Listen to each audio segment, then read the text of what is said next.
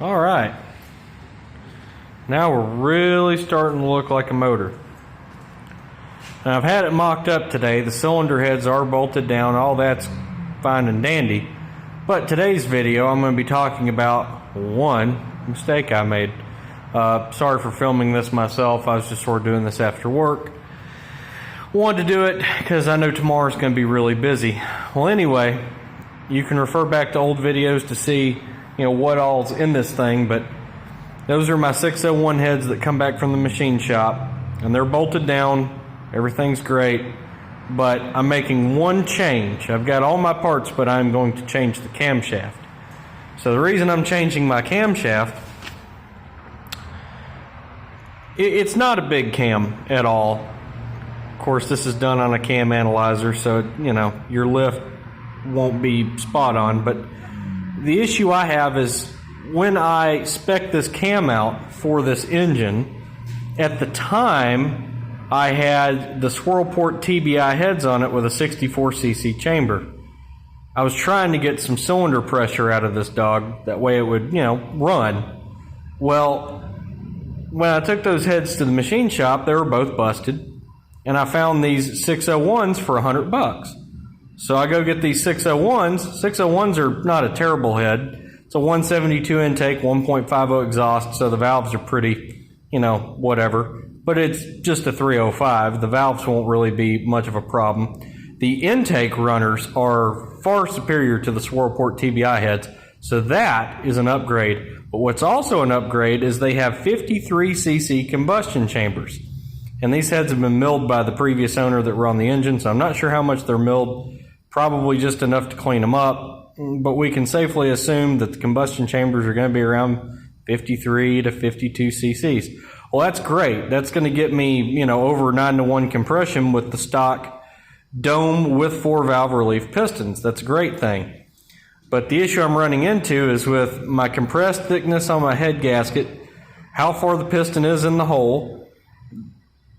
All the measurements put in a calculator, which, you can kind of take those with a grain of salt because they're not always spot on.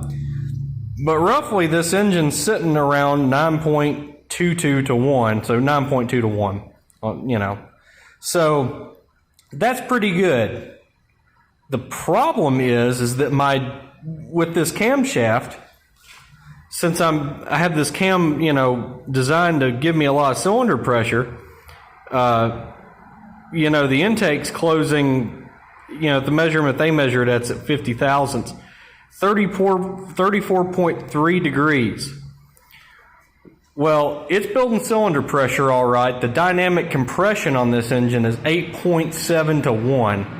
And if you haven't looked lately, go look at the chart for octane and all that. That's an absolute crap load. That's like 93 only. And everybody's going to say, well, just run 93 octane gas. Well, here's the thing. Camshaft, it cost me probably another $130 to have one ground. I've already got good lifters, so I just need a cam ground. So I can call John over at Delta, have him ground me another one. The whole point of a budget engine, okay? Budget, meaning cheap. So not only should it be cheap to build, but in my opinion, a budget engine should run on 87 octane pump gas. It absolutely should run on 87 octane gas. And that's one thing I am extremely insistent upon, is it running on 87 octane. So I need to get my dynamic compression, down to in the 7s. And I can do that. And the way I plan on doing that, I'm actually going to put a factory grind in this engine. I know you're thinking, oh, factory stock. No, this one's a fairly warm cam still.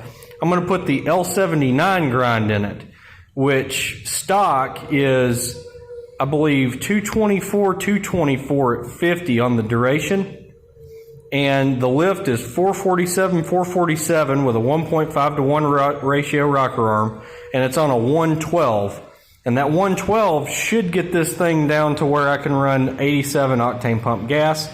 And if we look at my current cam card, I will have more lift and more duration anyway, because see, this cam was already pretty small duration and lift wise, because again, I had spec'd it out for a poor flowing set of TBS Whirlport heads.